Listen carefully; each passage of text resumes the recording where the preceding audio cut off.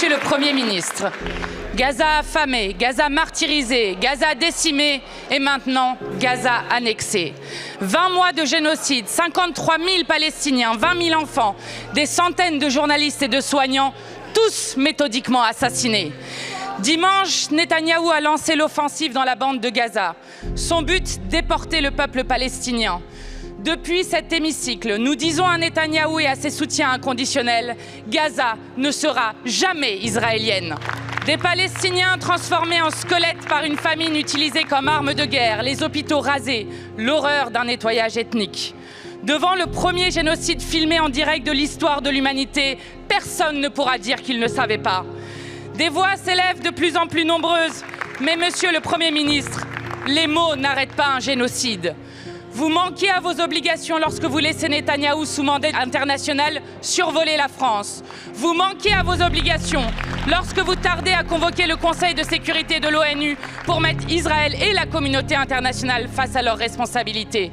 Vous manquez à vos obligations quand vous n'agissez pas pour suspendre immédiatement l'accord d'association entre l'Union européenne et Israël. Vous manquez à vos obligations quand vous refusez d'interdire les exportations d'armes. Ces obligations sont pourtant les vôtres, au titre de la Convention pour la prévention et la répression du crime de génocide. La France et l'Europe sont responsables. Ne prendre aucune sanction, c'est se rendre complice. À Gaza, Monsieur le Premier ministre, la mort est partout.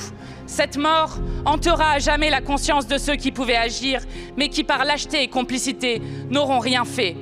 Monsieur le Premier ministre, comptez-vous reconnaître l'État de Palestine lorsqu'il n'y aura plus de Palestiniens? Nous n'oublions jamais, permettez-moi de vous le dire, que cette explosion, avec les drames qu'elle a causés, a eu un détonateur. Et le détonateur qui a été voulu par le Hamas, c'est ce qui s'est passé le 7 octobre avec un pogrom.